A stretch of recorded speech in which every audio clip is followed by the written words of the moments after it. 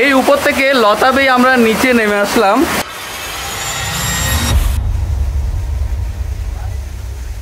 এখানে দেখুন যে কত শত পাথর।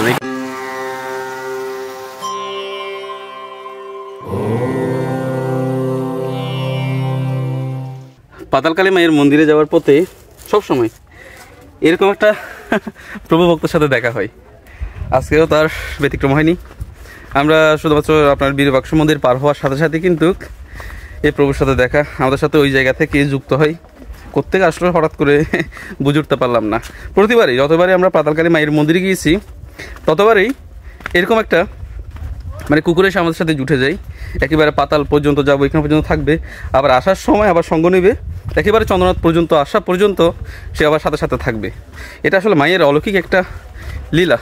আমরা আজকে যাচ্ছি পাতালকালী মায়ের মন্দিরে। আর আজকে পাতালকালী মায়ের মন্দিরে যাওয়ার একটা উদ্দেশ্য হচ্ছে, আমি চন্দ্রনাথ মাহাত্ম্য থেকে যা জানতে পারলাম, পাতালকালী মায়ের মন্দিরে এমন অনেক জায়গা পড়ে আছে যেগুলো এখনও পর্যন্ত লোকচক্ষুর আড়ালে। আর আমার আজকের অনুসন্ধান হবে সেই সব জায়গাগুলো যেগুলো এখনও পর্যন্ত হয়তো আপনারা দেখেন নাই, হয়তো বা জানেনই না। আমি খুঁজে বের করার চেষ্টা করব।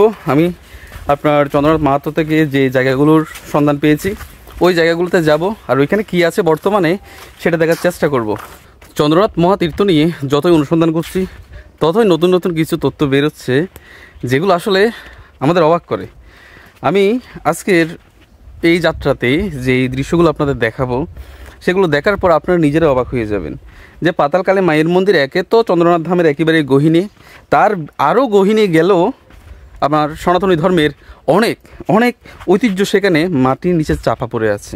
আপনারা একটা বিষয় জেনে রাখুন, সেটা হচ্ছে এই যে আপনারা পাহাড় দেখতে পাচ্ছেন চতুর্দিকে, এগুলো সবগুলো হচ্ছে আমাদের চন্দ্রনাথ ধামের দেবত্ব সম্পত্তি।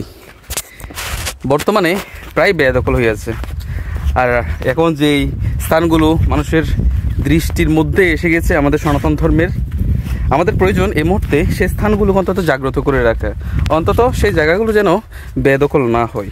আমরা যদি সেখানে যদি নিয়মিত না যাই, সেগুলো যদি আপনারা পূজাস্তি না দিই, এগুলো একটা সময় দেখবেন কি ওই জায়গাগুলো আপনার বেদখল হয়ে গেছে।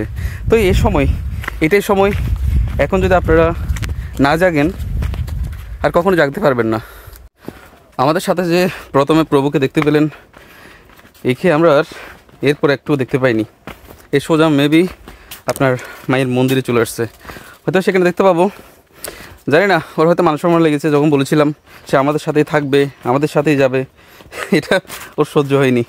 ওই কারণে ও মান সম্মান লাগাতে ও একা একাই চলে গেছে মায়ের মন্দিরে। অবশেষে আমি চলে আসলাম মায়ের মন্দিরে। আর আমি এরপর প্রবেশ করব সেই স্থানে যেখানে এখনও পর্যন্ত আপনারা অনেকেই যেতে পারেন নাই।